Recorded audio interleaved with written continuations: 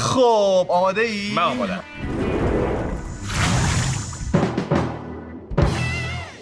سلام، خوش اومدید به اولین اپیزود دوگیم نباش. بعد از سالها سلام کن شما به بینندگان و شنوندگان عزیز. همه بچه‌ای تو خونه خیلی دوستتون دارم. همین من زیاد یکسی بگم از این آکواردتر هم میتونستی سلام بکنی. من خیلی پادکست نگاه نمی‌کنم، خب برای همین خیلی غریبم الان به این موضوع. با چیش غریبی؟ یه لوله یه جوره دهنت فقط با صحبت نه، با اینکه دقیقاً همون سیستم ویدیوامونه. آره. و اینم مثلا عجیبه، میدونی؟ میفهمم. ببین اصلا کلا پادکست درست کردن یه داستان دیگه است. من سپردم دست شما آقا ایمان. حالا اگه که فیل کرد ننداز تقصیر من همه چیو، میدونی؟ یعنی امیدوارم که فیل نکنه. ولی چند ساله الان داریم سعی میکنیم دوگ نباش ضبط کنیم؟ نمیدونم، از دستم در رفته دیگه سال.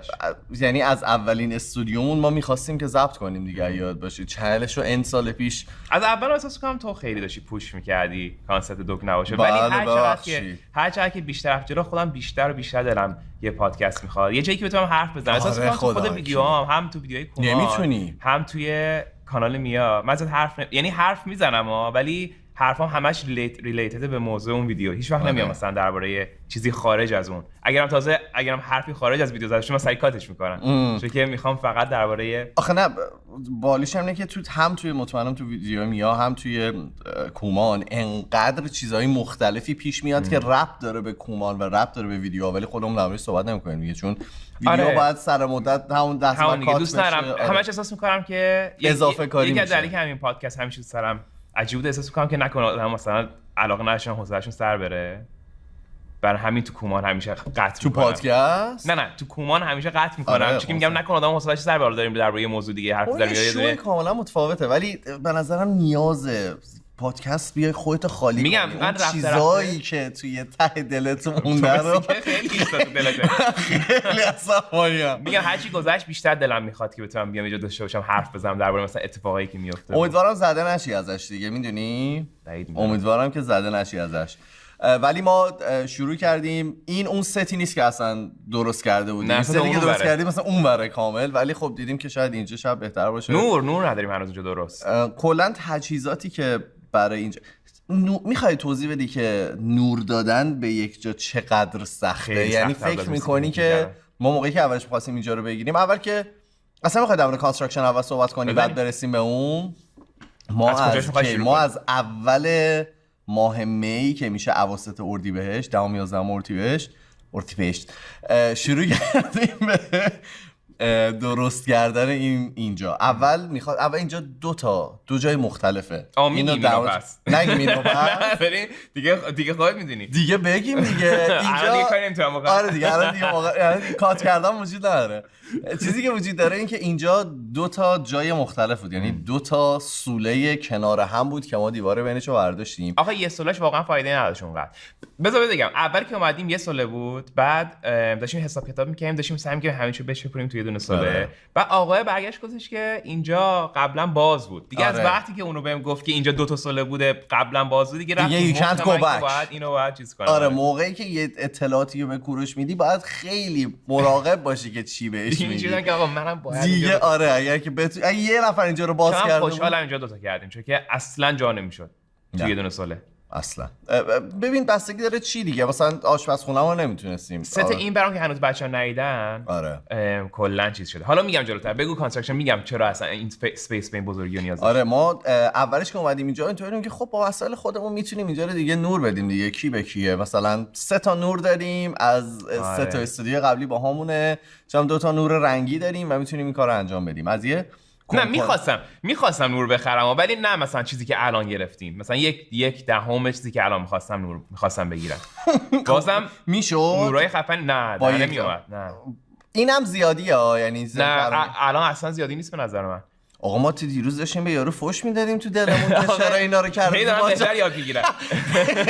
نه ولی نورا یه تیم گرفتیم واسه نور که واقعا خودمون یعنی از یه حدی دیگه پیشرفته تر شد که دیگه خودم سوادش نمیرسی. هر چقدر یوتیوب کانال نگاه می‌کردم ببینم چجوری گفتم نمیشه، بعد یکی استفاده کنیم بیاد این کار. کسی که اینجوری کرد کسی که کارهای فیلم سینمایی میکنن و سریال و این چیزا، یعنی نوری که اینجا هست دقیقاً مثلا رپلیکا عین نور مثلا یه استودیو هالیوودیه. من دقیقاً قبل از اینجا درست کردم رادیو استیشن مال ونکوور این کارو کردن دیگه، یعنی تازه به نظر من برای اینجا خیلی خفن تر از اون رادیو استیشن شد.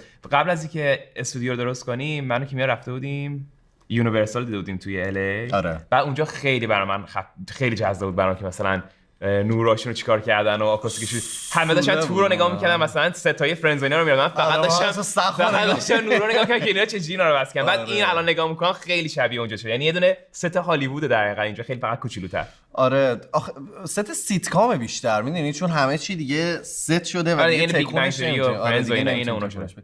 ما اولش که اومدیم فکر می‌کردیم که میتونیم با یه سری نورایی که داریم این کارو انجام بدیم، ولی یه خانومه که اسمش کوریه که میگه زندگی من الان مختل کرده، اسم خانومه میگم چرا خیلی اذیتم کرد. نه با من کاری نداشت، حالا بهت میگم چرا. اومد اینجا گفت اصلا به اون خندید، گفتش که شما با این نورایی که دارید یه اتاق هم نمیتونید انجام بدید. دیگه مجبور شدیم یه سری هزینه اضافه بکنیم و خب مجبور شدیم به قول خارجی‌ها پیک اند چوز بکنیم، ببینیم کجا رو می‌خوایم نور بدیم کجا رو نمی‌خوایم نور بدیم.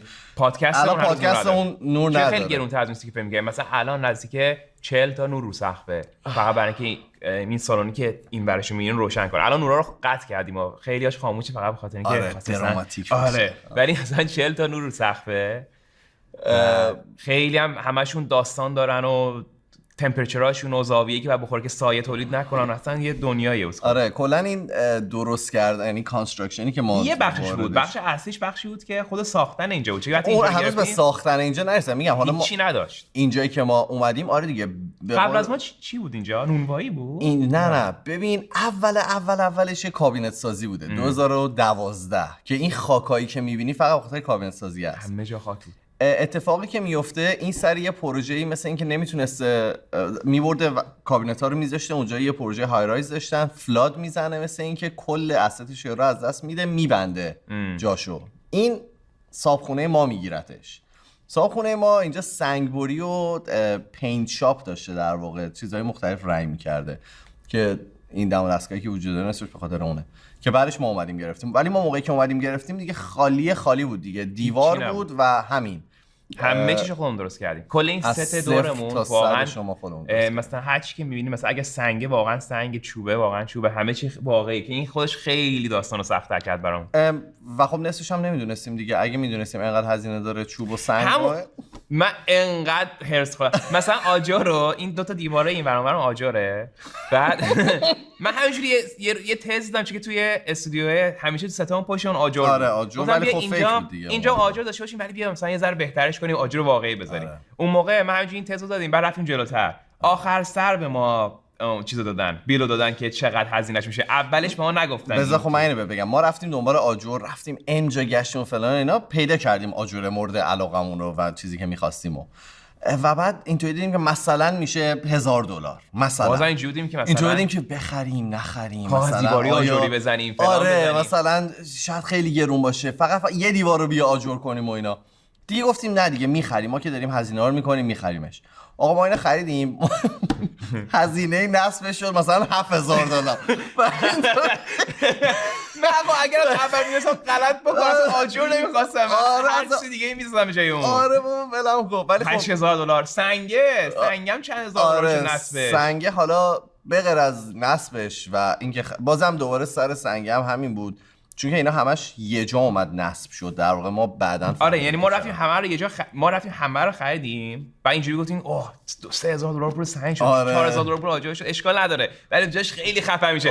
نصبش شد مثلا $20000 $30000 نصب این که پشت میاد. واقعا مثلا 5 برابر هزینه خریدمون پول نصب کردن رو دادیم و تازه یه سریش هم اضافه اومد، یه پول دیگه هم داریم اومدن بردن اضافه یه پالت سنگمون. بعد زنگ زدیم به خود صاحب اونجا گفتیم که آقا این سنگا رو شما نیاز نداریم، مثلا بیاین مجانی برداریم بفروشین. گفتش که نه ما اونا رو نمیخوایم دیگه فلان اینا.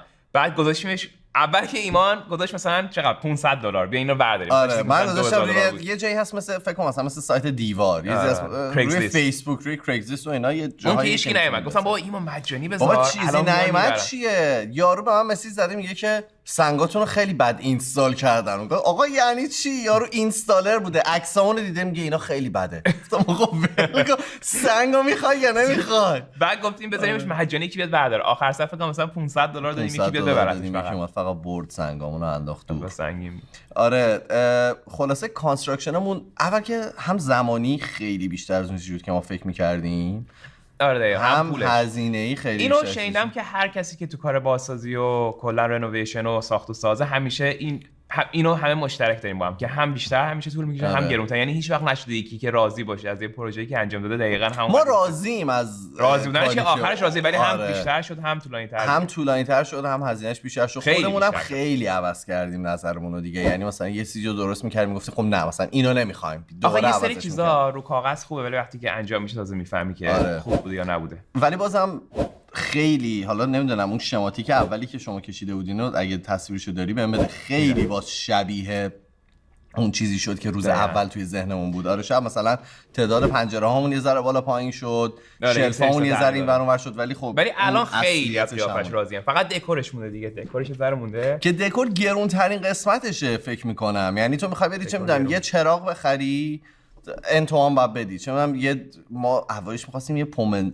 بنزین که میشه جای آرکید ماشینمون می‌خواستیم یه دونه پمپ بنزین میشه از این قدیمی‌ها. از اون قدیمیش می‌خواستیم بخریم مثلا $8,000. ولمون کن تو رو خدا. ولی حالا یک ست و کامل هنوز بچه‌ها ندیدن. این پشت من الان دارن این سری می‌بینن. اونجا قراره که کلا یه کانال جدید راه بندازیم که بیشتر مثلا چیل تره، چیل استایل. خب اونجا قراره که چیز کنیم مثلا کارهای مختلف. یعنی دیگه فقط مثل کومان نیست، کارهایی که مثلا تو کومان بعضی ایده ها مثلا تو کومان میگم که نه مثلا اینجا جاش ربطی به کومان نداره. بعضی از ایده ها کومان زیاد چیزا خیلی همه کار میکنیم ولی نمیدونم یه چیزی واسش دارم، یه استانداردیه که نمیخوام که مثلا از اون بیا پایین‌تر یا متفاوت این بر مثلا میتونه یه ذره چیل‌تر و یه ذره ریلکس‌تر باشه. الان کومان یه جورایی حالا اون شویی که هست به قول کارون همیشه نمیخوام بشینم خودمون تعریف کنم ولی کاراکتر خودش رو بین خودمون پیدا کرده. میدونیم که چه ویدیوهایی میشه تو کومان باشه چه ویدیوهایی نمیشه. یه سری ایده خیلی عجیب غریب داره کوروش مثل همه ایده های دیگه‌ای که داره که خیلی از اون جعبه ماها بیرون‌تره که همه رو میتونیم اونور انجام بدیم. ولی دکور اونجا رو من براش اکسایتدم. وسایلم بیاد چهارشنبه همین الان سگی الان خیلی دوست دارم. ولی اون دیوار پشتش کلی بعد چیز ویز بخوره و مبل و خوشگل‌تر شه. اینورم که آشپزخونه است که هنوز نه یه چیزایی دیدن ازش ولی هنوز کامل نه. آشپزخونه هم کلش رو خودم دیزاین کردیم ساختیم. یا آشپزخونه از این قشنگ مخصوص ویدیو ضبط کردن و غذا درست کردن و کاملا هم کار میکنه. یعنی همه چیز کار میکنه، همه چی داره. مگه قرار نیست کار بکنه؟ نه یعنی فقط شو نیست. همه چی داره واقعا. یعنی میشه توش آشپزی کرد. آره نه اون کانالو میگم اون آشپزخونه رو زدیم که واقعا اون محتوای غذایی که دوست داریم و خیلی هم کامنت گرفتیم در موردش و اون رو اونجا ضبط کنیم. ولی خب بازم زمان میخواد دیگه. کلی ریسورسز و کلی چیزای مختلف میخواد که هنوز نداریم. آشپز حرفه‌ای میخوایم که همیشه باشه تو تیممون. خیلی دنبالشیم. سیستم اینه که اون آشپزخونه یک کار بالی که توش میتونیم بکنیم اینه که توی کومان مثلا خیلی سکی میخوریم تو ویدیوها. خیلی پروسه داره ساختنش. خیلی زحمت و خودش میتونه یه ویدیو من اونا رو همه رو ضبط کنم. میخوام همه اون پشت صحنه‌ها و کاری که میکنم واسه چیزا باشه. بعد یه سری کانتنت مخصوص غذا درست کردن یا تست کردن و شیرینی رو میخوای ضبط کنی. آره دیگه مثلا چیزی خیلی زحمت بوده خیلی. من خیلی کامنت گرفتم که باحال بوده که دیدن 31 دونه شیرینی توی ایران وجود داره. 31 دونه شیرینی هم بیشتر، یعنی هر استان یه دونه برای خودش داره حداقل. اینو خیلی کامنت گرفتم در موردش. خلاصه ما کانستراکشنمون که شروع کردیم فکر کردیم 2 ماهه تموم میشه. یعنی ما می که شروع کردیم من گفتم ما اول جولای برای کانادا دی اینجا رو باز میکنیم و شروع میکنیم. هنوز تکمیل نشده. یعنی هنوز مثلا چه میدونم یه جایی که رنگ میزنیم میبینیم وای چقدر خوب شد چقدر بهتر شد. تازه بچه‌ها هنوز اونور رو ندیدن. نه اونور خیلی باحال شده. اونور جالب. اونور همش شده برای موزیکینا. از اونم بعد یه دونه ویدیو درست کنیم بعدا. هنوز مونده ولی چیزی هنوز تکمیل نشده. هر جا تکمیل شه سریع نشون میدیم. آره ما خودمون هنوز اینجا جا نیافتادیم واقعا و هنوزم کانستراکشنمون تمام نشده. هنوز داریم بازسازی میکنیم. هنوز چند تا از دستشویامون مونده که میخوایم عوض کنیم. ولی خب خورده‌ریزه دیگه. سخت این پارت بازسازیش کجا بود برات؟ برام من سرکلافزاده آقا منجوت. من سخت‌ترین کارش برام این بود که این نورا رو به سقف بزنم. داره. چون ریسک بزرگیه دیگه. میدونی ما اینا رو همه رو خودمون یعنی خودمون این میلا رو که زدیم اون خانم اومد بعدش اینجوری نگاه کرد گفتش که اینا مثلا کلی اصلا همه چی قانون داره مثلا واسه خودش. مثلا این میلا دیگه همه چی تو کانادا قانون داره. من خیلی استرس دارم که مثلا یه روز اینا بیفته رو سرمون. آره. ولی الان انقدر دیگه بس اینا زدین دیگه. ببین اگه الان این چیزایی که رو سقف نمیاد اگه بیاد پایین با کل سقف با هم خودش به تنهایی دونه دونه چیزی شل نمیشه. اگه بیان همه با هم. ما طبقه بالا هم داریم که بچه‌ها دیگه اونو هیچی ندیدن. نه دیگه آخه چی شد؟ یکی از نورا داره چیز میشه. طبقه بالا اینجا کامل چیزه آفیس میشه. یعنی آره برنامه‌مون اینه که تیممون که بزرگتر بشه بچه‌ها بیان توی استودیو توی در واقع آفیسی که براشون داریم همینجا رکورد بشه، همینجا کات بشه، همینجا تمام اتفاقایی که قراره بیفته اینجا. اگه فکر می‌کنین که میتونین به تیممون بپیوندین حتما به اون ایمیل بزنین. اگر که میتونین مثلا ادیت کنین، کات کنین، میتونین توی خود پروداکشن کمکمون کنین. هر کاری که بلدین رو واسمون بنویسین. حتی توی دنبال به کدوم ایمیل؟ info@kuman.net info@kuman.net میتونید برامون بفرستید. ما دوست داریم که تیممون بزرگتر بشه ولی خب اینم بگم که ما هنوز خودمون جای خودمون رو پیدا نکردیم. یه ذره همه اینا زمان میبره. خودمون یواش یواش داریم یاد میگیریم که چیکارا باید بکنیم و خب این پروسه زمانبریه. اگر که دیرتر برگشتیم بهتون از الان من معذرت میخوام، چون که دوست داریم بشناسیمتون، دوست داریم که به تیممون بیاین ولی شاید همون لحظه نتونیم جواب بدیم. برای تو سخت‌ترینش کجا بود؟ شما خیلی بک‌گراند داشتین کار می‌کردین، یعنی یه سری تمام دیزاینایی که داشت انجام میشد بیشتر روی دوش دیزاینش سریع بود، چیزش سخت بود. من این پارت خود کانستراکشنش قد چیز بود رو مخم نبود.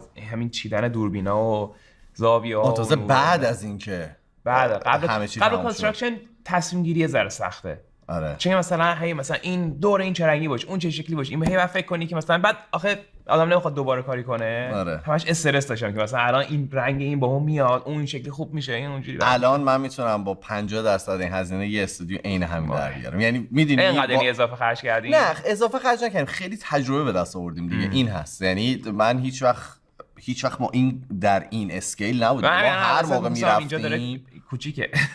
بابا ولم کن. چی کوچیکه؟ جا نداریم واسه چیزا. برای چی؟ همین چیزایی که تو ویدیو استفاده می‌کنیم خب ما باید کمتر چیز تو ویدیو استفاده کنیم واقعا. یعنی ویدیو اینو میفهمم ما انباری نداریم اینجا، یعنی از تمام نقاط مختلف این فضایی که داریم استفاده‌های مختلف می‌کنیم. یکی ازشو گذاشتیم برای مرچ که اونم حالا می‌بینید در موردش صحبت می‌کنیم، دوباره بعد راه بیفته. اون یکی از بزرگترین دغدغه‌ام الان دغدغه. یه سری مرچ داریم ما میتونیم بریم تو بازار اگه بخوای. نه وایسیم با بقیه چیزا بدیم. آخه تا وقتی که تو ایران فروش شروع نشه نمیخوام. آره اونم آخه خودش یه داستان دیگه است. خیلی سخت. ولی در جبهه‌های مختلف داریم می‌جنگیم. در جبهه‌های مختلفی داریم فعالیت می‌کنیم. دوست داریم که تو ایران هم هرچه سریعتر این تمام محصولاتی که اینجا داشتیم تو ایران هم بیاد. اهم از شکلات و بقیه مرچی که داریم روش تلاش می‌کنیم. داریم یه سری به قول خارجی‌ها میگن چی اینفراستراکچر نیاز داره، یه سری زیرساخت‌ها نیاز داره که انجام بشه اول که مثلا من از سری این سری که اینجا فروختم اصلا راضی نبودم از هیچیش که خب خیلی زحمت کشید. آره زحمت خیلی طول کشید. درست. شیپینگ اون مشکل داشت، کوالیتی اونجوری که می‌خواستم در نیومد. آره قیمت اون خیلی بیشتر شد. خیلی از این ستا رو من دوست دارم، یعنی میخوام که حتما این سری دومی که میزنیم همه این ستا رو فیکس کنیم بعد. آره خیلی ضرر بود. ضرر که هیچ چیز. شکلات‌ها رو گفتیم چجوری بود سیستمه؟ نه ما در هیچ چیز صحبت نکردیم. یه سری تک و توک من مثلا تو خودکست گفتم ولی دیگه چیز نگفتم. شکلاتامون شکلاتایی که فروختیم واسه شوکومانامون اونا رو چقدر ضرر کردیم رو هر کدومشون؟ رو هر چیز تو ضرریم، یعنی نه اونا رو که ما خریدیم هر کدوم خریدیم فکر کنم $5 US $5 کانادایی فروختیم. 4.99 یه هم چیزی بود. نه اصلا اونشو کاری ندارم. کلا این پروسه منم ضررش واسم مهم نیست. از دیگه وسط کار فهمیده بودم که قرار ضرر کنم. مهم اینه که ولی بهترین چیزی که میتونستیم ما انجام دادیم. اون که 100%. یعنی زمانی که روش گذاشتیم بیشتر از همه چی اون شیپینگر دوست داشتم. اون کوالیتی و چاپام که اونجوری نخواست ما صدام گذاشتیم. اون چیزی که گرفتیم آخر سر اون چیزی نبود که فکر می‌کردم. یعنی بازم من گرونترین حالت و چیزترین حالتش بود. یعنی ولی پولشو دادیم اونجوری که میخوام در نعیمت فقط. آره حالا آخه میخوام فقط مرچمون میخوام مثلا فقط یه مرچ استوره، مثلا دیدید شرکت‌ها مثلا روی یه دونه دفترشون یه اسمشون رو میذارن تبلیغاتی. نمیخوام یه حالت تبلیغاتی یا چیزی باشه، میخوام واقعا مثلا یه برند باشه. میخوای یه آدم بپوشه بره مهمونی مثلا. آره دقیقاً، چرا که نه؟ نمیتونه نباشه بره مهمونی. معمولا میپوشیدم. ولی میدونی که من الان یه کرایسیسی که دارم باش دست و پنجه نرم میکنم اینه که فقط مرچ دارم من. یعنی من 95% لباسایی که دارم آخه اون موقع برای لباسای خودت هم رفتی روش ترس. آره دیگه، آخه ما می‌خواستیم ببینیم اینا چقدر خوب میمونه. هر چی تیشرت خودم داشتم رفتم توش ترس زدم. واسه همین الان هیچی دیگه جزون ندارن دیگه. یا من دوگنواش خدای خوب میمونه. جنسش دوست ندارم. دوستم اینو چاپ دیگه امتحان کنی. آره میگم خیلی این کاری که ما داریم میکنیم همش یادگیری، یعنی پروسه یاد گرفتنه و بعدش مثلا دوره درست میشه. یه سری یاد میگیری دوره درست میشه. الان برای استودیو بعدی که بخوایم وا کنیم من آماده سر مرچ هم خیلی یاد گرفتیم. سر مرچ خیلی چیز یاد گرفتیم. همه چی رفت تو پاچه‌مون سر مرچ، همه چی. شیپینگ آره. من فکر کنم پول شیپینگ دادیم تقریبا برابر شد با هر چیزی. ما حدود فکر کنم عدد بگم واقعا حدود فکر کنم $5,000 ما بیشتر روی شیپینگ دادیم از چیزی که با هم می‌دادیم. به خاطری که خب بلد نبودیم دیگه، یعنی چیزی که راه انداختیم. شکلات اصلا جوکتر بود. شکلات‌ها رو تصمیم گرفتیم دیگه، یعنی تصمیم گرفتیم که این کارو بکنیم. ولی از اون ورم دوست نداشتیم که یه پروداکتی بدیم که اصلا هیچ کس نتونه بخره. یعنی برامون این مهم بود که از اولش یه عددی رو بذاریم. مهمترین چیز مثلا یکی از دلایلی که انقدر تو ایران داره هی دیر میشه نمیتونم درست کنم به خاطر اینکه اصلا نمیخوام که تیشرتام یا محصولاتم جوری باشه که آدما بگن گرونی یا یکی مثلا خیلی سختش باشه. میدونم که بالاخره آدما شرایط مختلف دارن، ولی میخوام تا جایی که میتونم ارزون ترین حالت باشه که آدما بتونن دوست دارم به دل کسی بمونه که نتونه شکلاتمو بگیره امتحان کنه. میدونی چی میگم؟ میخوام شکلات رو هر کی دلش بخواد، یعنی هم قیمت یه شکلات معمولی باشه که آدم بتونه بخواد. که اینو با هر کی که تو ایران صحبت میکنن، کسی که تولید کننده و اینا، همه میگن که نه، برعکس، تو اگر خیلی ارزون بذاری همه فکر کنن جنست آشغاله، که اینم یه چیزی هست. این بحث همیشه هست که همه میگن نه، تو اگر مثلا همه جا مثلا شکلاتشو گذاشتن 20 تومن تو بذاری 15 تومن مثلا، همه فکر میکنن جنس تو آشغاله، داری آشغال میدی بهشون، با اینکه من دارم از سوده میزنم. ولی آخه فرقش اینه که تومیا رو میشناسن دیگه، یعنی میدونن که این کوالیتی که از این تیم قراره بیاد بیرون معمولا خوب بوده. همیشه سطح استاندارد بالایی داشته. امیدوارم چون که برعکس میگن گرونتر بذار، مثلا 20000 تومان گرونتر بذار، 50000 تومان گرونتر بذار که فهم فکر کنم پریمیومه با اینکه کوالیتیش. آخه کوالیتیش ما رو بازی میکنیم آقا کوروش، ما روه اینطوریه. ما هرچی که الان دیگه تو دوگراش دیگه نمیتونید ما رو سانسور کنید دیگه، میام اینجا صحبتامو میکنم دیگه. تو دیگه نمیتونی هر میوت منو بزنی. هیجان انگیز تراش پادکستم نه مثلا چیزای در مورد چی دوست داری صحبت کنی؟ میخوای در مورد اون بلایی که چند روز پیش سر خودت و سر بقیه آوردی صحبت کنیم؟ کاش ویدیو تو سرشتی چشات دوربین بود، دوستشم بیرونی دوربین بود میدیم، خیلی خنددار بود خدایی. برای تو خنده دار گوکارتایی که داریم. خب خواهرم هم بود اینجا باشه. میخوام من از دید خودم بگم بعد پاسش بدم به تو. من ساعت مثلا 11 شب آقا کوروش به من زنگ زدن که من دارم میرم، ما داریم میریم استودیو. مثلا به خواهرم اینجا نشون بدم. اینجا نشون بدم. گفتم که باشه، من چراغا روشن میکنم، درو مثلا باز میکنم فلان و اینا. بعد دیگه خودش دیدم با کیمیا سلام علیک کردم و رفتن دیگه، قطع کردیم رفتن. بعد موقعی که اومدن اینجا، خب ما اینجا دوربین داریم، من واسه شدم به دوربینه بهشون خوش آمد گفتم خوش اومدین فلان و اینا. بعد یه روبی من دیگه رفتم به زندگیم رسیدم، چون 11 شبه. سپهرم اومده بود پیش من. آره دوستم دیگه، فکر کنم میشناسم بچه‌ها، نه شایدم نشناسم. سپهر اومده بود پیش من، نشسته بودیم داشتیم بازی هایلایت بازی بارسلونا بایر مونیخ نگاه می‌کردیم. یه روبی من دیگه رفتم، بعد دوباره وصل شدم. تو می‌خوای بگو تو یه روب چیکار کردی تا من بعد وصل شم؟ تعریفش کنم. آره الان بگو. رفتیم، خواهرم این گوکارت رو دیده بود، تو ویدیوم دیده بود، بعد گفتش که من میخوام سوار شم فلان و اینا. بعد گفتم که آره چرا که نه. آوردمش بیرون، بعد تاریکی هم بود بیرون، آوردمش بیرون، بعد سوار شد، بعد خیلی داشت آروم میرفت چون مثلا میترسید تون بره اینا. گفتم بابا چرا اینجوری میکنی، ترس بازی چیه، دور گاز بزن دور بزن. گفت نه میترسم اینا. گفتم پیاده شو بذار نشون بدم. بعد فکر کنم مثلا شوهر خواهرم اونجا بود و برادرش و مامانش هم اونجا بودن. کیمیا تو بود.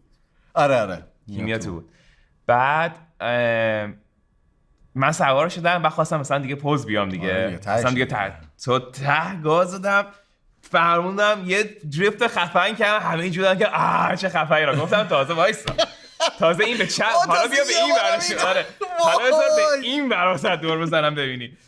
گاز دادم. ببین با ته سرعت بود. با تمام زورم فرمون رو چیز کردم. آخه 100 بار کردم این کارو. فرموندم به راست. خیلی این کارو کردیم. کامل رفتم هوا. ملق زد. من مثلا چه میدونم مثلا 10 متر بعد پشتم. اون گوکارتم افتاد رو پهلوم. سنگینه بچه اون گوکارت خیلی من کشیده شدم رو آسفالت. اینم دقیقاً شانس من مثلا یه ذره عقب‌تر نیافتاد. من کشیده شدم اونم بوم خورد. کربن نوستادم کلاه هم نداشتم. برای من پرچم ازش بیرون. یعنی مثلا ملق زد. اگه توش بودی هم که فکر کنم بدتر میشد. با کله شب می‌خوردم. یعنی من بزرگترین شانسی که بردم این کلم نخورد. اگه کلم خورده بود خیلی آخه با ضربه زیادی خوردم. انقدر ضربه زیاد بود که بعضی که خوردم اصلا نفهمیدم کجام تا چند دقیقه. یعنی فقط فهمیدم که فقط پا شدم شروع کردم مثلا دویدن انقدر درد داشت. بعد اومدم دم در اینجا. بعد نمی‌تونستم بشینم چون خیلی درد داشت. بعد دیدی مثلا یه ضرب می‌خوره به شکمت نفست میره. این که خورده رو پهلوم نفسمو گرفته و اصلا هنگ کردم. بعد همه میگن که چشات خیلی قرمز بود و اشکش میومد. به خاطر این بود که فکر کنم وقتی خوردن زمین خیلی خاک و گرد همش رفته بود تو صورتم. چشام قرمز شد. اون یه روبی که آقا رو تنها گذاشتم و دوربینا رو قطع کردم دوباره اومدم سر گوشیم نشسته بودم توی رومو. بعد دیدم که یه صدا رو پخش میکنه. دیدم یه قوقایی در استودیو برقراره. یه صداهایی میاد به هم میگن مثلا ترسیدیم. همین مثلا آره مثلا ترسیدیم چیزی نشده و چیزی نیست. یه صدای گریه ملویی داشت میومد از اون ورا. ببین من روی صندلیم نیمخیز شده بودم. یعنی من اینطور بودم که فکر کنم من باید برم. مطمئن نیستم که باید برم یا نه. به همون توی همین حیا بودم دیدم میا مسیج زد. میا که مسیج زد من فقط دویدم تو اتاقم کتمو برداشتم. من داشتم میرفتم و در بیرون به سپر گفتم سپر بیا. یعنی ما فقط دویدیم. یعنی تا اینجا من از خونه‌مون تا اینجا رو تو 6 دقیقه اومدم. بعد چرا نیومدی تو میای تو ببینم؟ گفتم شاید دیگه خانوادت اینجا. گفتم شاید چیز باشه. من اومدم تا نزدیکی اینجا گفتم من حواسم هست اگه نیاز بود بگید من ورود میکنم. بعد چیز بود این من جلو کیمیا می‌خواستم. آخه کیمیا خیلی استرس میشه. خیلی معلومه منم استرس میشم. هی جلوش داشتم سعی می‌کردم مثلا میگم هیچی نیست. هی میگفتم نه هیچی نیست به خدا هیچی نیست. مثلا نگران نباشید درد داشت خیلی. من اوج چیزی که فکر می‌کردم اینو باید در مورد کوروش بدونی. کوروش هیچ بالانسی تو زندگیش نداره. توی راه رفتن بالانس نداره. گفتم دیگه فوقش از پله ها مثلا افتاده دیگه تهش. بعد یه تیکم دیدم تو دوربین اومدی مثلا صورتتو خوش کردی اومدی یه دستمالی چیزی کندی. اون موقع گفتم خب سالمه اوکیه. بعد میگفتن سرم گیج میره دیگه ما خودمون رسونیم. ولی واقعا ترسیدم. با اینکه سرم نخورده بود گردنم خیلی یهو چیز شده بود. آخه تو هر موومنت چیز آره بعد برای همین یه ذره سرم داشت گیج میرفت گردنم خیلی درد میکرد. بعد نمیدونستم که کلم خود نخورده دیدی اون لحظه اصلا نمیفهمیدم که چی شده. خیلی عجیب بود. بعد بیشترم همش استرس داشتم که خواهرم و چیز اینا چون کیمیام گریه. آره دیگه خب معلومه منم پشمام ریخته بود. حالا دوستان یه بار از پوینت ویو سپر ببین حالا سپر ما داریم میایم سمت چیز من نگاه سپر کردم سپر سفید که استرسی میشه نه. سپر یه کلمه حرف نمیزد سفید شده بود. بهش یه آدم سهنونه سپر به حالش ازم بدتر بود. تو فعلا قش نکن تو اینو بخور تو. ولی من دیگه سوارم نمیشم. من اون اصلا امکان نداره سوار میشم دیگه. خیلی بد چیز خطرناکیه. 100 بار من با اون دریفت کردیم. تو همون ویدیو چند بار با هم دریفت کردیم؟ 50 بار دریفت کردیم. بعدش هم این کارو کردیم. تمام دوستای من سوار شدن. یک بارم نمیدونم همش هم فکر میکنم روز آنالیز میکنم که چرا این چپ کرد. من مثلا به خاطر که وزنمون اومده پایین‌تر. مثلا 3 کیلو لاغر. مهم نیست ما لب مرز بودیم با این. من فکر میکنم دقیقاً شانسی یه جایی من فرمونو شکوندم که یه چرخ فکر کنم یه ذره رو هوا بوده، چون مثلا یه پس بلندی بوده، یه چرخ رو هوا بوده، من دیگه درفت کردم رفته هوا، چون معمولا اینا نه چپ میکنن، شکست بالش شکست، فرمون شکست، همه چی شکست. تو باباش اصلا آتیش بگیره. من اونجا واقعا نگران شدم، ولی خوشحالم که هیچ اتفاقی برای نیفتاد. بعدش هم فرداش رفتم دکتر و اینا. تو اومدی با هم رفتین؟ فرداش هم یه تور پزشکی داشتیم از صبح تا شب، ولی خوب بود. آخه نمی‌تونم راه برم. روز همون اولش که اومدی اینطوری بودی که با کمردرد اومدی به زور داشتی سوار ماشین میشه، ولی خوشحالم. اگر که همچین اتفاقایی میفته جدی بگیرید. اگر که من واقعا از اینا دیدم که کلاه نمیذاشتم سر هیچ کاری، مثلا کلاه ولم کلاه، ولی الان از این بعد همیشه دیگه فکر کنم کلاه بذارم. ببین اصلا بعضی چیزا رو ما تو فرهنگمونه که مثلا با چای نبات خوب میشه، یه سری چیزا رو مثلا نه بخوابی خوب میشه، نه ضربه خورده مثلا تخم مرغ بزنی فلان خوب میشه، ولی بعضی چیزا رو واقعا باید جدی گرفت، مخصوصا اگه ضربه به سر میخوره. من اصلا نمیدونستم خورده یا نخورده راستش، واسه همین من میخواستم به زور ببرمت، ولی خب متاسفانه کوروش زندوز هیچ کاری به زور انجام نمیده، من خودش از ته دلش نه هم رفتم پایین‌تر. آخه درد اصلیم تو قسمت چی میگن بهش مردانگی درد اصلی اونجاست راسته، چی که نمیدونم اون این وسط اونجا هنوز هست اون نمیدونم چرا انقدر درد داره، ولی اون خیلی درد خیلی. آخه تو بد جایی خوردی، یعنی عجیب خوردی زمین. اینم از داستان کرش کردن کوروش.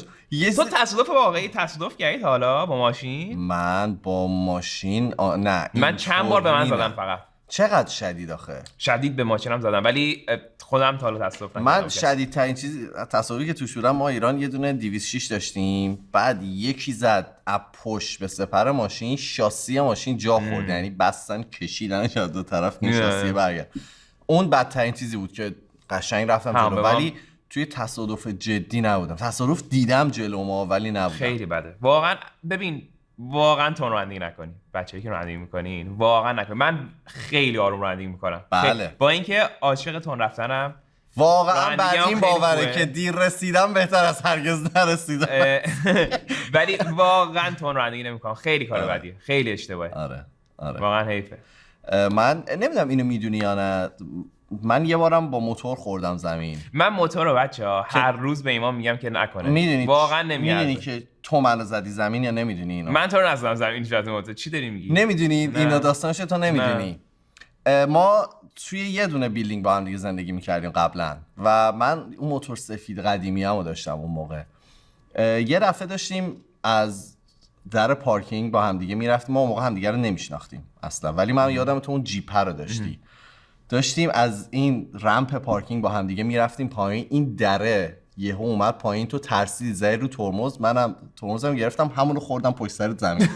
اصلا نفهمیدم. اصلا تو رفتی یعنی اصلا هیچی نفهمیدی. بعدش من یک بار با موتور خوردم زمین، اونم کوروش منو زد. من میگم تو واقعا نهار موتور سوار کنی، نمیارزه، به خانش نمیارزه واقعا. حالا اینی که میگم به قول خارجی، نه اینکه تو شاید یکی که اشتباهی زد به تو یا اتفاقی افتاد، اتفاق میفته، این بهش افتخار نمیکنم، ولی آرومم رانندگی نمیکنم رو موتور، چون که اصلا به اون هیجانشه.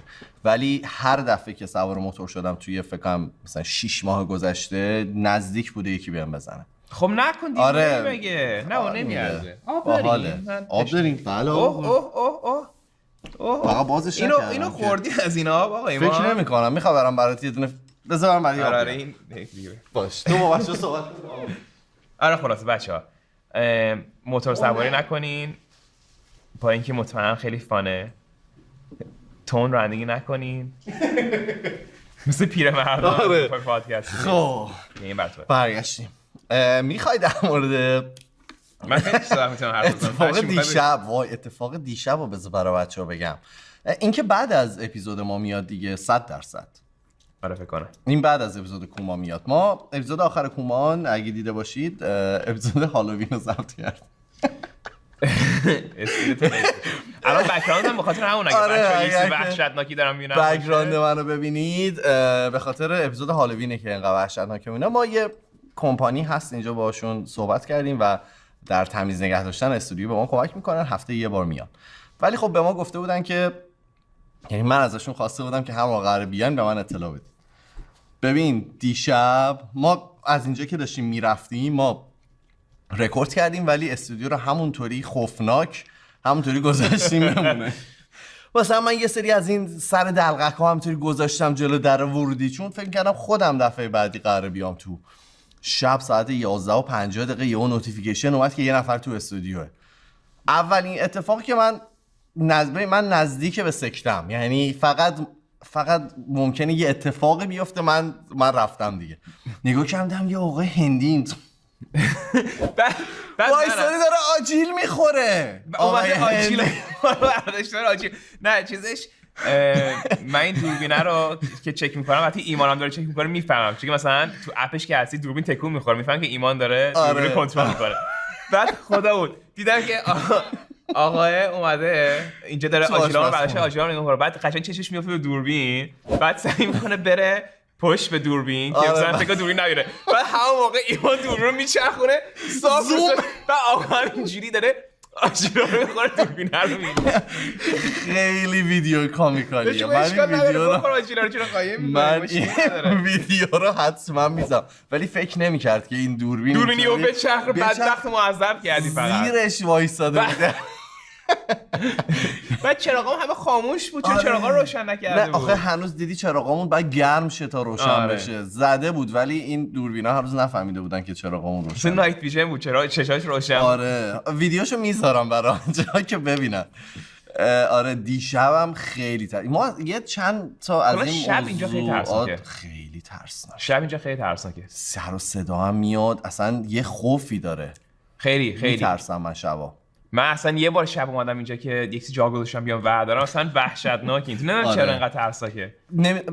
میدونیم ولی موقعی که توشی چراغا روشنه خیلی وایب خوبی داره، یعنی انقدر اصلا نمیخوایم بریم بیرون اصلا. آره آخه میبینی هر طرفم نگاه میکنی یه چیز عجیب غریبه دیگه. یه کاری که خیلی میخوام بکنم اینجا این که وقتی آماده شد تور بزنیم، مثلا بچه‌ها رو مثلا سلکت کنیم، مثلا 5 تا بچه‌ها بیان تور. نه دوست دارم اینا باحال کومان بذاریم اینا چجوری ضبط می‌کنیم، چون به نظرم اون پروسه دیدن پشت صحنه واسه بچه‌ها بعد. تو اصلا دوست نداری اینجا خالی باشه موقعی که ضبط می‌کنیم؟ الان جدیدن دوست داری که پر باشه. قبلا دوست داشتم فقط من تو میا باشیم، مثلا هر کی دیگه بود اذیت می‌شدم، ولی الان هر چی گذشته هر چی شلوغ‌تر میشه بیشتر چون فیدبک همون لحظه فیدبک میگیرم خیلی حال. مثلا برام میگم مثلا حسین داره میخنده میدونی که باحاله. میفهمم که مثلا خوشش اومده. آره بر همین این خیلی بهم حال میده. بچه‌ها چیز بودن، میکسد فیلینگ داشتن نسبت به کسایی که پشت، مثلا صداهای آدما که از اون پشت میاد شاید زیاد خوشش صدا میاد مگه، مثلا یکی میخنده پشت. من اون رو دوست دارم، منم دوستش دارم، ولی خب خنده بیشترم باشه، مثلا 10 نفر اون پشت باشن. مگه سیت کامه که 10 نفر اون پشت باشن؟ خودت معذب نمیشی؟ این مثلا این اپیزود شیرینی‌ها رو که میخوام بهش برسم و خیلی اذیت شدم بعدش. اپیزود شیرینی‌ها رو که ضبط می‌کردیم هی من داشتم مثلا شیرینی می‌خوردم میانشسته و خب ناراحت می‌شدم دیگه، هی بنده خدا زل زده بود تو چشایم. که همیشه اون کارو می‌کنی یعنی چی؟ آره ولی خب الان خب مثلا 4 تا چش دور و برم بود داشتم به اون نگاه می‌کردم، من داشتم باقلوا رو می‌خوردم. نگاه کن. نه ولی خیلی خوشمزه است. من تو ادیت اینجوری هم که اوه الان بچه‌ای تو خوره چقدر دلش مثلا همبرگر می‌خواد. یا مثلا اون روزی که داشتیم میاد تو ادیت‌ها خیلی اعصابش خورد میشه. ببین مثلا توی مثلا ویدیویی که مثلا میریم رستوران مثلا مایچ مثلا انتخاب کرده بودیم، تو ادیت‌ها سیستم ادیت اینجوری که یه دور من کامل کات می‌کنم، بعد میاد شروع می‌کنه مثلا پالیشش میکنه، مثلا دوربین رو از پای خوشگل چیزش میکنه، نظر مثلا 2-3 نفر.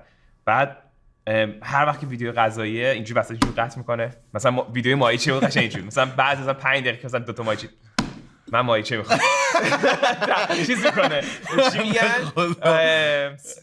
تحسن میکنه. نه چیز وقتی که استرایک. آره کلان شدن رفته. کاش اگه الان حسین بود بهمون میگفت. آره حسین از اینکه دیگه من کار نمیکنم دو وقتی من مایچه.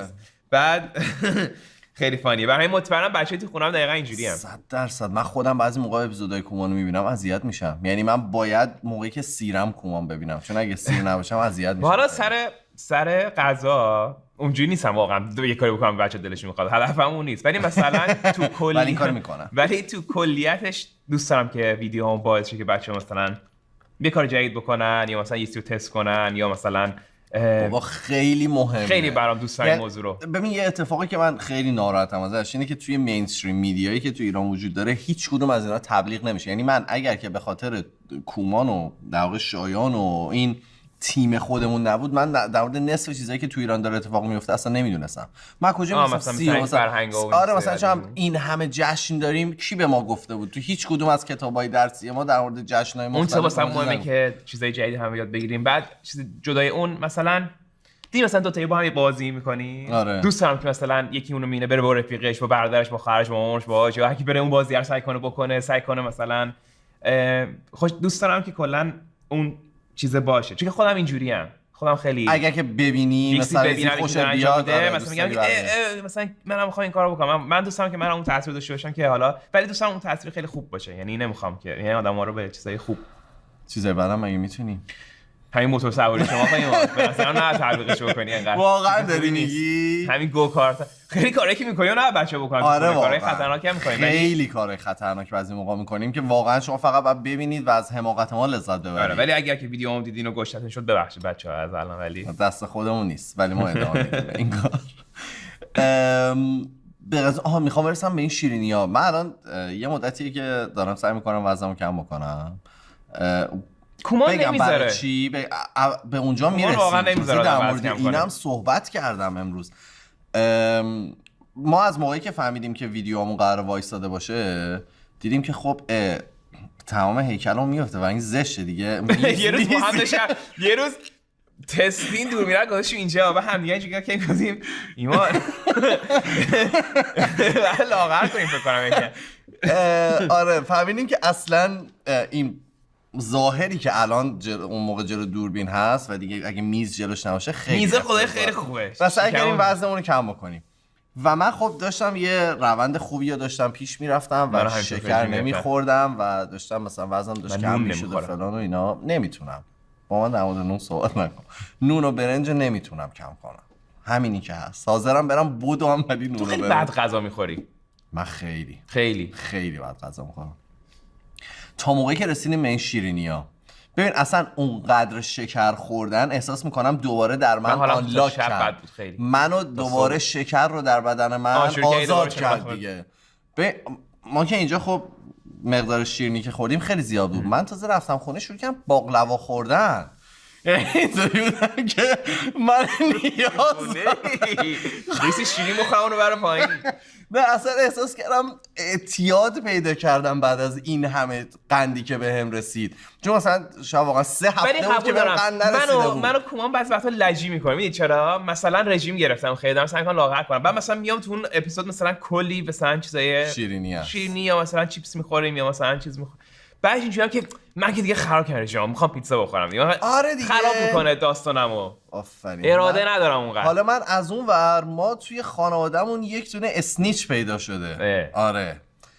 خواهر من که من نمیگم خواهرمه. خواهر من برداشته تمام عکسای شیرینی خوردن من، غذا خوردن ما رو میفرسته برای این که باش من ورزش میکنم. اصلا آخه مگه داریم چرا این کارو میکنه؟ اصلا نمیفهمم. یعنی بعد بیشتر ورزش میده؟ نه بیشتر ورزش میده، فقط آبرو میره جلوی یارو. مثلا میگه که خب ما این همه جا ورزش کردیم شما رفتی 31 دونه شیرینی خوردی؟ خجالت نمیکشی از خودت؟ تو هم مثلا میدونی مثلا تو ته همه چیزو میخوری. مثلا دیدی من یه گاز میزنم تو مثلا یه 2 تا 3 تا بعد ویدیوام تموم شه میری اونور باز میخوری. من نمیدونم تو چجوری میتونی. ما بچه که بودیم از بچگی به ما گفتن که کف بشقابتون باید تمیز باشه. یعنی انگاری که این بشقاب نو بهت دادن که تو مثلا یه چند سال بعد قراره مثلا اینقدر بشقاب بذارن جلو. معمولا تو خونه ما یک بشقاب بود نه 5 بشقاب. آره برای همین این موضوع واقعا توی ذهن من نهادینه شده که من باید کف بشقابم تمیز باشه و اگه نباشه میره رو مخم. یا مثلا چه میدونم به من یه غذایی میدن من بعد اینو تا تهیشو بخورم. چون اگه که تو فامیل ما اینطوری بود، مثلا مامان بزرگم اگه من غذامو تو ته خوردم اصلا قوقا به پا میکرد اینطوری که تو غذای من دوست نداشتی. آقا چرا دوست نداشتم؟ و مامان بزرگم بر این باوره که آدم سیر 40 تا لقمه جا داره. یعنی همیشه اینو به من میگه. مثلا ما میرفتیم خونه‌شون میگفتم آره مثلا من با پسرم الان همبرگر خوردم. گفت نه آدم سیر چه تا لقمه جا داره بیا بشین. خب همینه پس همینه. آره دیگه میگم بچگی اینو در مغز من فرو کردم. ولی خب جالبش اینه که با اینکه همه چیو میخوری انقدر پیکی هم هستی میخوری یا ولی تهش مثلا دوست نداری ولی میخوری.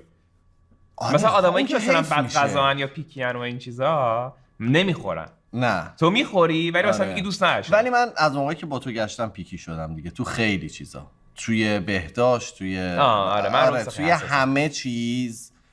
کوروش استانداردهای زندگی. من اتهام بده. من دور و بریام مثلا کیمیا اینجوری شده تو هم اینجوری شدی. آره. آدما نه من یه بالانسی رو رعایت میکنم. کیمیا خیلی بیشتر مثلا آره دیگه خواهر با هم دیگه دارین زندگی میکنین.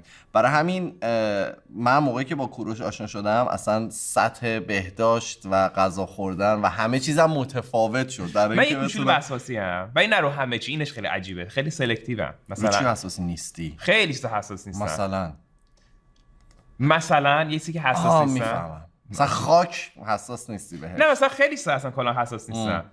مثلا این مثالش هم خاک خیلی عجیب گفتی ولی مثلا خاکی مثلا دیدی مثلا یکی خیلی حساسه که با کفش بیاد تو خونه هر چیزی میگه. مثلا من رو واقعا میگی؟ مثلا اذیت هم نگه ولی بعضی چیزا منتالی اصلا یعنی اصلا ذهنمو اذیت میکنه. آره. مثل همون چیز فقط کافیه یعنی واساس واقعی دارم یعنی مثلا شروع کنه تنم خاریدن اگر مثلا دیوونه اذیت میشن.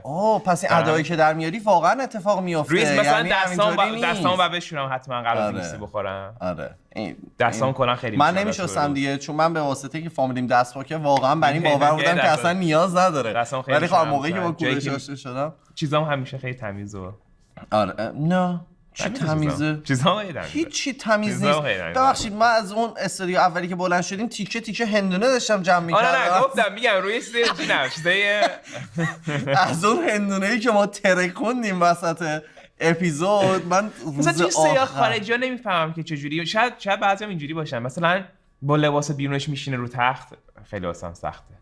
من اون کار نمی‌کنم هیچ وقت. مثلا با شواجینی که بیرون بوده میاد میشینه رو تخت. تو این کارو می‌کنی؟ بعضی موقع من نه. من بعضی موقع به خونه که میرسم اینطوریم که من یه نیم ساعت نیاز دارم که هیچی رو بهش فکر نکنم. فقط نیاز دارم که تو تاریکی بشینم. یه نیم ساعت میشینم. بعضی موقع نه من نه. ولی هر موقع این کار میکنم رو تختیمو فرداش میشورم. یعنی بر این آگاه هم که باید رو تختیمو بشورم. و وقتی رو تختی تو خیلی میشوری چرا پاره میشه اینا؟ چون که هر روز آدم‌ها رو تختی معمولا نمیشورن. تو چند بار در هفته میشوری؟ 2 بار.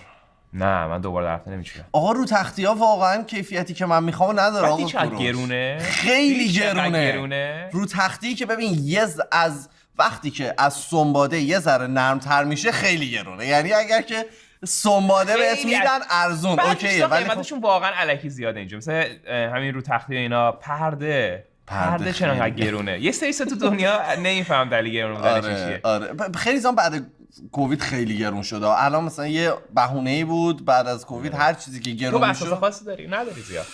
من وسواس خاصی ندارم. من موقعی که دارم کار میکنم وسواس دارم و اگه یه کاری شروع کنم باید تمامش کنم.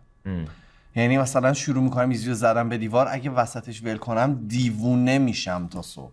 و توی سیمکشیام یه ذره وسواس دارم. من بزرگترین وسواسم اینه که یکی مریض باشه بیاد تو سرفه کنه دیوونه میشی. یعنی اصلا تعریف کنی واسه بچه‌ها من چقدر تو این موضوع. آره من حالا بذار یه خاطره بگم. دلیلش هم بعد بگم آخر اصلا که چرا اینجوریام. الکی اینجوری نیست. میخوام اول تو دلیلش بگو بعد من خاطره‌ام بگم. من قبلا ذره واسم مهم نبود. مثلا اگه یکی از دوستام زنگ زد بهم میگفت مثلا حالم خوب نیست سلام خوردم میگم برو باشه بیا اصلا حالت خوب میشه باشه. اینجوری بودم اصلا واسم مهم نبود. یه خیلی سال پیش هم نیست دقیقا چند سال پیش فکر می‌کنم مثلا 8 سال پیش یه مریضی خیلی بد میگیرم. دقیقاً پس دور نیست. من فکر مثلا 15 20 سال پیش. نه 7 سال پیش بود. 7 سال پیش. میرم یه مغازه‌ای بود که مثلا چیزای گیتاری واسم درست می‌کرد و اینا. بعد مثلا همش باش دائم کار داشتم قبل کنسرت و اینا.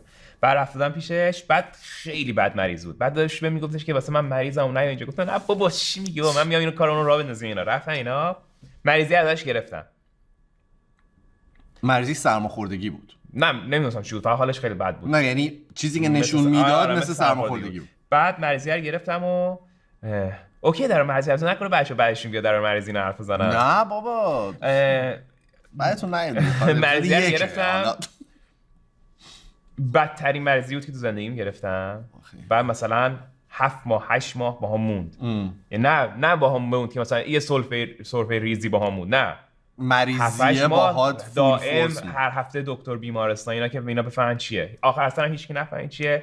انقدر بهم دارو زدن، انقدر که اون دارو منو 1000 برابر بدتر کرد.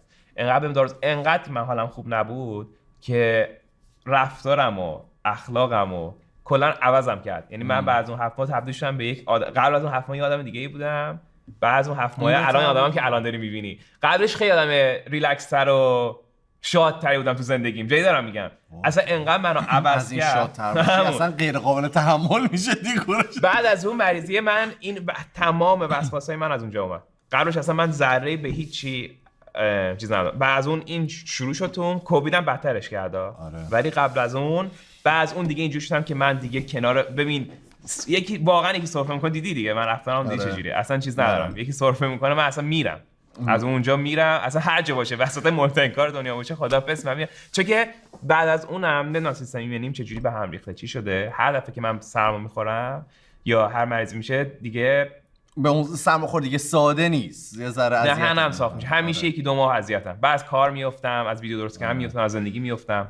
ما اوایل که خب شروع کردیم با کوروش کار کردن، من زیاد ما هم دیگه رو نمیشناختیم دیگه. ما حالا یه روز بعد در مورد این صحبت کنیم که ما چجوری همدیگه رو شناختیم. من استوری خودم رو دارم، تو به استوری من اصلا باور نداری. anyways ما اینطوری هم مثلا اینطوری که همدیگه شناخته بودیم زیاد در مورد همدیگه مثلا من نمی‌دونستم اینقدر وسواس داره، تو هم هیچ وقت نگفته بودی. زیاد نمیگم. و دوران کووید یه مدت بود که من دیگه به خاطر استریم و اینا که میکردم لیترلی دیگه تو استودیو زندگی میکردم، یعنی تو اتاق زندگی میکردم. دوران کووید من مریض شدم و فکر کردم که خب اوکی دیگه، گفتم تو من هنوز فکر میکنم سر اون قضیه خیلی تو اذیت شدی.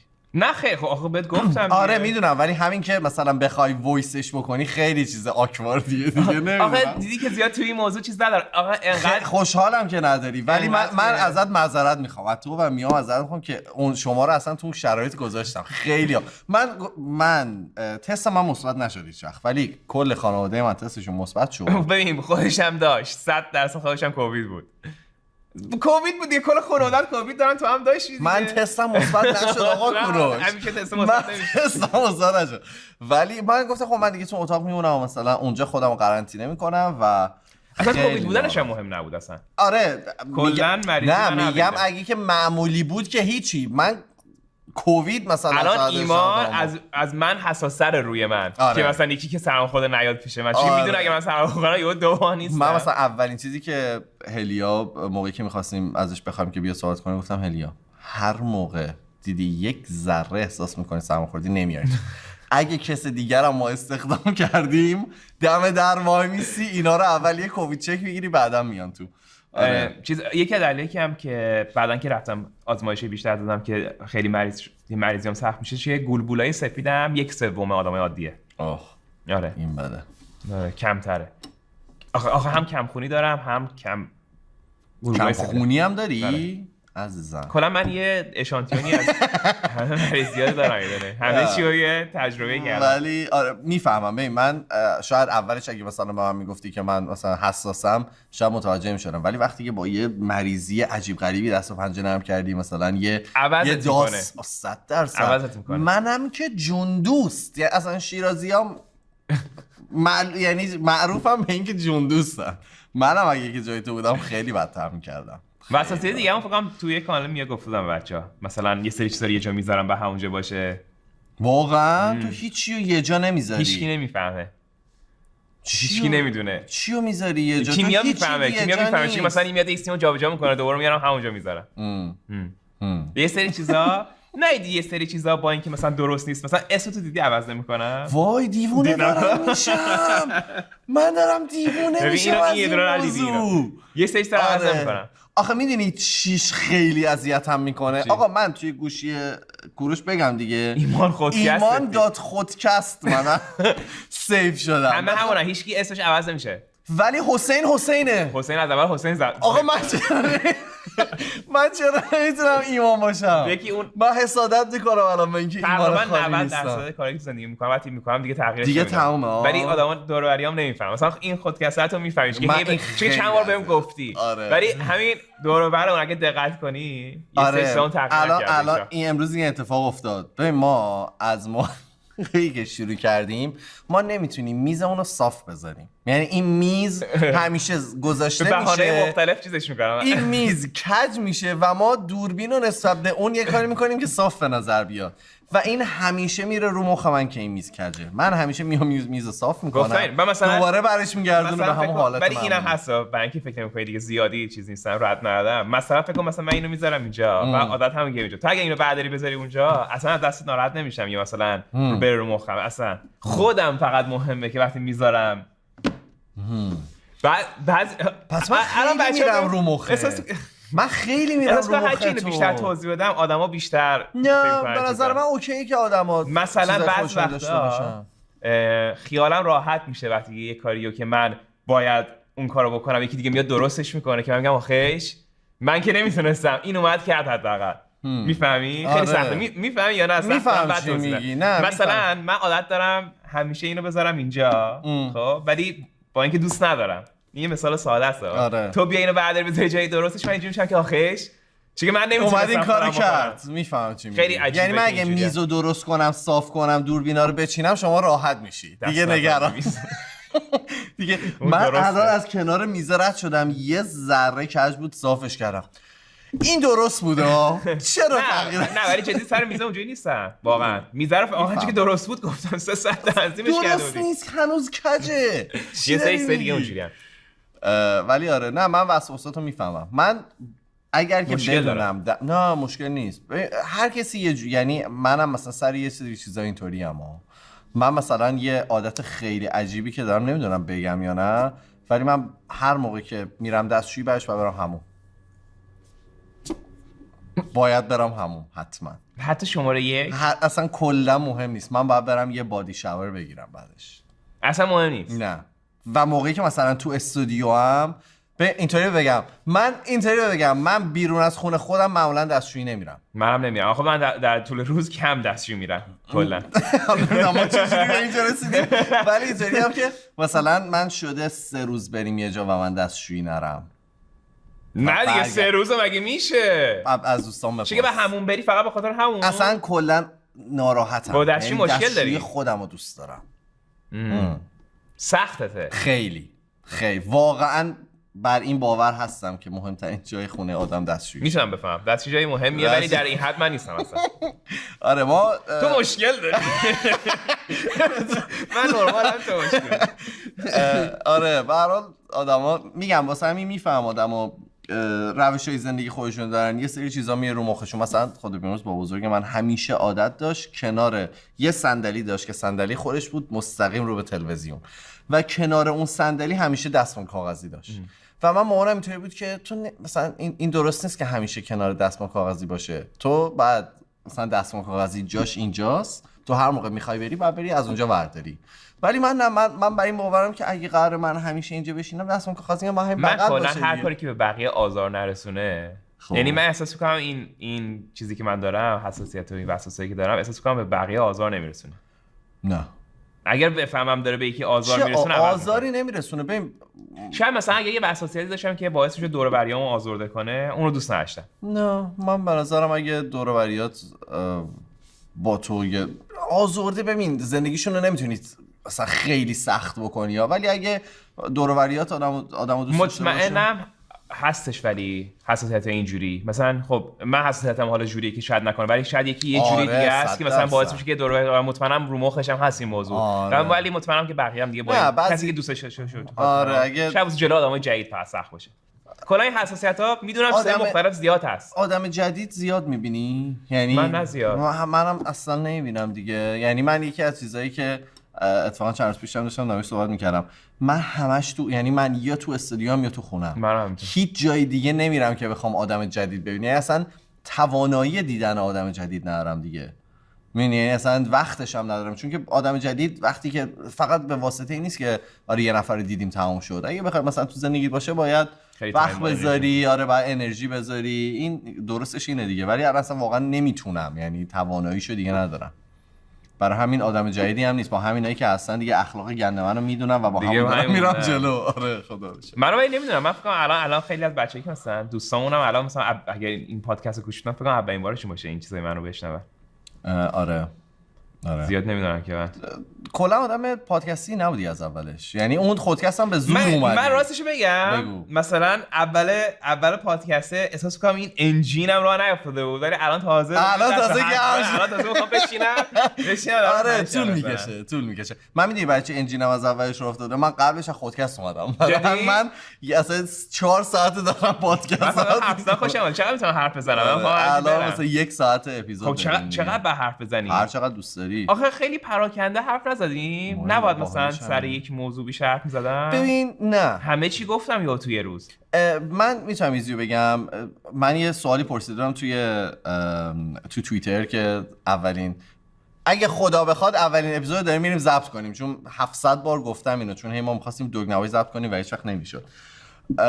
گفتم که منظورتون در چی صحبت کنیم؟ در چی گفتن حرف بزنیم؟ چیزای مختلف آشنا. خیلی دوست دارم بچه‌ها سوال بپرسن ازمون. به اونم میرسیم. یه سری گفته بودن آره مثلا مهمون‌های کاربلد خبره بیارید مثلا باشون صحبت کنید که یه چیزی یاد بگیریم.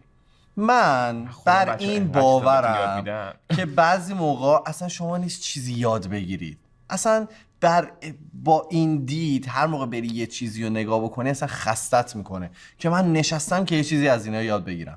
بعضی موقع توی پادکست ها یا بعضی از برنامه ها اینه که تو فقط بیای با اون اتمسفری که هست یه وقتی رو بگذرونی. مثلا اون خیلی مهمه که تو بتونی مثلا توی کانورسیشن 2 نفر، توی گفتگو 2 نفر بشینی و از این یه پیکاپ بکنی، باهاشون بخندی، باهاشون شاید ناراحت بشی، احساساتی بشی. این نظر من خیلی مهمه تا اینکه بر این باور باشی که بیا. این یه موضوع بگو. نه بگو. موضوع درستو بگو بعد میگم. یادم رفت. زنجیر فکریتو پاره کردم. اعتصاب استرایک دنبالش بودیم. اعتصاب بود. آره میا اعتصاب میکنه. خب دومین موضوع همین بود. یه رو به تو ذهنمه داشت دوباره میپرید. آدمایی که میان، یعنی خود من، چرا آدما رو مثلا من وقتی میان کانتنت نگاه کنم اصلا همیشه دنبال یاد گرفتن نیستم، ولی بعضی وقتا هم هستم. بعضی وقتا دنبال کانتنتی هم که از چیزی یاد بگیرم، بعضی وقتا دنبال فقط سرگرم شدنم، بعضی وقتا کامنتایی رو میبینم که مثلا تازه سر پست‌های خودم راست واقعا ندیدم تا حالا، ولی سر مثلا پیجای دیگه دیدم که آقا چرا مثلا فلانی رو دنبال می‌کنیم، بریم یکی رو دنبال کنیم که مثلا 4 تا چیز یاد بگیریم. آخه مگه آدم فقط میخواد بیاد روی اینترنت مثلا تو مثلا یه موزیک گوش میدی ازش میخوای چیزی یاد بگیری یا میخوای حال کنی، میخوای لذت ببری از موزیک؟ خودم میخواد یه سری نگاه کنه لذت ببره دیگه. همیشه فقط یاد گرفتن که نیست که مثلا حتما بریم یکی رو دنبال کنیم که فقط چیزی یاد بگیریم. با اینکه تو کمان ما همیشه سعی می‌کنیم بالانسی داشته باشیم که یاد بدیم اینو، ولی به نظر من حتما نباید همیشه دنبال یاد گرفتن باشین و چیزینا. و اینم بهتون بگم کانتنت یاد گرفتن آدم نه حتما دنبال کنه. یکی شاید دوست داره مثلا یه کانتنتی نگاه کنه فقط توش ASMR صدای خوب میشه بهش آرامش میده. یکی شاید بخواد چیز من یاد میگیرم توی شاید یکی میخواد ریویو ماشین نگاه کنه مثل من یکی شاید میخواد موزیک نگاه کنه، یکی میخواد یکی یاد بگیره. مثلا من یکی از کانال‌های فیوریتی که نگاه میکنم وایرد رو دیدی؟ مثلا یکی رو میاره مثلا درباره موضوعی سوال جواب میده. خیلی دوست دارم. مثلا دیشب داشتم نگاه میکردم یکی داشت درباره پیدایش زبان و مثلا کلمات از کجا اومدن اینها بود، ولی اون نه همیشه رو نمیخوام. بعضی وقتا میخوام برم یک سری ببینم فقط سرگرم شم. ولاگ مثلا تو چیزی یاد نمیگیری، بیشتر داری چیل میکنی اون چند دقیقه عمرتو مثلا با اون میگذرونی. من بعضی موقع دوست دارم آدمایی ببینم که یه کاریو خیلی خوب انجام میدن، مثلا کسایی که ساعت تعمیر میکنن، چاقو درست میکنن، همه چیشو میدونه، یارو دونه دونه این فنره رو در میاره، دقیقاً میدونه. یعنی بعضی موقع اصلا این مثالو براتون میزنم، یه اتفاقی که میفته بعضی موقع ما کسی رو نداریم مثلا باش وقت بگذرونیم، کسی رو نداریم باش صحبت بکنیم. بعضی موقع من میرم میشینم به مثلا یه پادکست خیلی رندوم گوش میدم فقط به خاطر اینکه اون جای خالیه رو تو ذهنم و تو زندگیم توی جایی مثلا بچه‌ها الان میتونن توی ماشین با هم گوش بدن ما رو. بله چرا خیلی دوست دارم، یعنی به صورت صوتی. آره چون من خیلی وقتا حوصله‌ام سر میره تو ماشین، به نظرم باحال آدم پادکست بزنه. نه من به صورت برای همین اگه که قرار باشه، حالا ما خیلی برنامه داریم برای دوگ نواش، خیلی دوست داریم کارهای مختلف توش بکنیم، شاید بعضی موقع مثلا ریاکت بکنیم اینا، مهمونم میاریم نه دوست داریم، ولی مهمونه باید میدونی باید پیشمون باشه دیگه. آره من تجربه خیلی بدی، نه تجربه بدی یا تجربه مناسبی نداشتم با مهمونای آنلاین. صدا قطع میشه، جوک تو طرف نمیگیره. آره اصلا این که طرف کنار نشسته لطفا به مهمونامون دست نزنن تا اگه اومدن لطفا بهشون دست نزنن. آره واسه همین دوست داریم کسایی که میاریم اینجا باشن، بتونیم از نزدیک باشون صحبت بکنیم. پس اوکی من سرچ مختلف حرف نمی‌زنم. شما دوست دارید در مورد هر چی که دوست دارید. بچه‌ها دیگه چیا گفته بودن؟ دعواشی دوست دارن. در مورد کانستراکشن می‌خواستن صحبت بکنیم، در مورد اینکه ما چه جوری با هم دیگه آشنا شدیم. اون به نظر یه اپیزود کامله. اون اپیزود خودشه، چون من تئوری خودمو دارم، تو تئوری خودت داری. در مورد پشت صحنه‌های کومان می‌خواستن صحبت بکنن، در مورد برنامه‌های آیندهمون دوست داشتن بدونن. بذار بقیه‌شون بخونم دیگه. این چیزایی که تو ذهنم بچه‌ها دوستان وایس بتونم بفرستم برام. آها مرسی که از بچه‌ها برامون میگی. ما یه دونه کانال نیست، میشه یه پروفایل توی تلگرام باز کردین؟ آره خب به نام کومان اندرلاین کانتکت. درست بگو اسمو. آره زیرنویس میشه به هر حال، ولی کومان اندرلاین کانتکت 99% چیزی که میگم. دوستان بچه‌ها مثل این برنامه تلویزیونی هستن وایس میذاشتن. آقا ولمون کن، نمیتونیم کومان اندرلاین کانتکت. وایس نمیتونم بذارم؟ چرا وایس میتونم بذارم، ولی به صورت لایو نمیتونم بیان تو برنامه‌مون، مثلا برنامه لس آنجلسی. نه لایو نه، فقط اون برنامه خیلی خوبه. خوشو بدن قطع کنم. آقا اتاکی سریع خوش.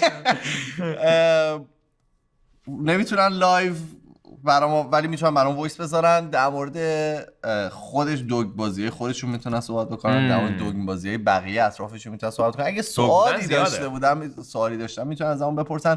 ما میتونیم اصلا ما را دوگ بودن در بیارن، شاید ما خودمون تو خیلی زمینا دوگ باشیم. آقا ایمان باریکلا چجوری این به ذهن تو رسید؟ بچه‌ها بیان بگن که باریکلا. دوست داریم که از وایساتون استفاده بکنیم، از در واقع این اینتراکشنی که توی این پادکسته دوست داریم که متقابل باشه. همونطوری که ما باهاتون صحبت می‌کنیم دوست داریم شما با ما صحبت بکنیم، بهمون نظراتتون رو بگید، ببینید که چی کارهایی میتونیم بکنیم. اصلا پادکست بعدیمون رو می‌خوای کلا Q&A بذاریم؟ پادکست بعدی کلش Q&A باشه. 1 ساعت و 6 دقیقه پادکسته. شما چجوری می‌خوای 1 ساعت Q&A؟ کلی سوالا رو همه رو جواب میدیم فردا. نه بابا فردا صبح 8 صبح میام. این که میخندی میدونی اذیتم میکنه، این که خودت میدونی این کارو نمیکنی و میخندی. ولی نه واقعا دوست دارم که این متقابل باشه، دوست دارم که این دو طرفه باشه و به نظرم باحال میشه که وایسای بچه‌ها رو بتونیم بشنویم و بهشون جواب بدیم. من خیلی دوست دارم این کارو بکنم، چون که احساس میکنم به قد کافی یعنی اصلا توی سوشال میدیا نمیتونم باشون حرف بزنم. مثلا هر چند وقت مثلا چند تا دایرکت جواب میدم، ولی خیلی سوالو بیشتر از اون چیزی که اینجا میتونیم راحت خیلی‌هاش با هم جواب. خیلی سوالام تکراریه دیگه. مثلا اینجا جواب بدیم مثلا وقتی میگم در مورد بازسازی استودیو صحبت بکنم، مثلا شاید واقعا 10 نفر در مورد این نوشتن. اگه میگم مثلا در مورد آشناییتون مثلا 15 نفر در این مورد نوشتن. ولی آره میتونیم اینا رو دسته‌بندی کنیم، بازسازی درست گفتیم، صحبت بکنیم. همین چی گفتیم خیلی داشت. ببین خیلی کارهای مختلفی بود که ما دوست داشتیم بکنیم که خب واقعا پولش نداشتیم. پارت اول پیدا کردن جا بود که خیلی واسه مهم بود که توی این محله از شهر باشه، که همین باعث شد خیلی گرونتر بشه از چیزی که باید. چون معمولا سولاها توی میتونم بگم کجایی ونکووریم یا نه اصلا؟ آره نه توی نورث شوریم، یعنی سمت بسون و نورث ون و اینا. اینجا سولا خیلی گرونتر بود نسبت به جاهای دیگه‌ای که مثلا یه کانال یوتیوبی که من خیلی دوست دارم که تو کانالم هستن، لاینس تک تیپس. آره میدونی چرا اینجوری میگی؟ چرا یه حسودی میگی؟ یه چیزی دیگه دوست داشته باشه. اتفاقا شاید بیاد اینجا. آره بعد چون خیلی دوستشون دارم چیز کردم، اونا خیلی دورتر جاشون، خیلی یه جایی مثل سوریه اونجا سولاشون خیلی خون از ارزونتر، خب خیلی هم یعنی مطمئنم 17 برابر با همین پول اینجا میتونستن یه سولای خیلی بزرگتر میشه اونجا گرفت. ولی ما خیلی واسم خیلی اصلا راهشون تو همینجاش نمیاد اونجا. خیلی واسم مهم بود اینجا باشه هدکوارترز کومان. بعد یکی اون خیلی سخت بود پیدا کردن جا، بعد پیدا کردن جا پرمیتا خیلی سخت بود، مجوزای گرفتن کاری که می‌خواستیم بکنیم مثلا برق کشی و سیم کشی ها اونو این دیوارو برداشتن و همه این همش مجوز می‌خواست که اینا رو بعد می‌گرفتیم. بعد دیزاین کردنش بود، خریدن لوازم بود، مسئله اولیه ساختن اینجا بود. بعد سختیش این بود که کاری که داشتیم می‌خواستیم بکنیم زیاد عرف نداشت، یعنی مثلا اینجوری نبود که با یه شرکت کانستراکشن صحبت کنیم بگیم یه خونه داریم درست کنیم، نه همه چی یونیک برای اینجا بود. آره ساختن ستش کاملا یه کار جدیدی بود، هم واسه ما هم واسه اون تیم کانستراکشن. و از دیواره و به خاطر حالا این همه کارهایی که می‌خواستیم بکنیم از دیوارایی که اینجا وجود داشت نمیتونستیم استفاده بکنیم، خودمون دیوار ساختیم. آکوستیک کردنش خیلی هزینه داشت، تمام سقف ازش آکوستیک پنل آویزون شده که آکوستیک پنل رو خودمون ساختیم، به دیوارات هم آکوستیک پنل، یه سری پرده آکوستیک از آمریکا با سفارش می‌دیم بیاد که اینجا نبود. خیلی چیزا اینجا نبود، خیلی چیزا اینجا نبود و هنوز خیلی زمان هنوز نرسیده. کفمون خیلی هزینه داشت، یه دونه چون یه لایه آکوستیک داره بر روش یه دونه موکت اومده. بعد تمام کاپ کشیامون و دوربینا و بزرگترین خرج لوازممون بود، ولی اون جزء بازسازی نمیشه، ولی لوازممون وحشتناک اصلا هزینه داشت. و اگه الان برگردی دوباره همین کارا رو انجام میدی؟ خیر میشیرم سر جام غلط بکنم این کارو بکنم دیگه.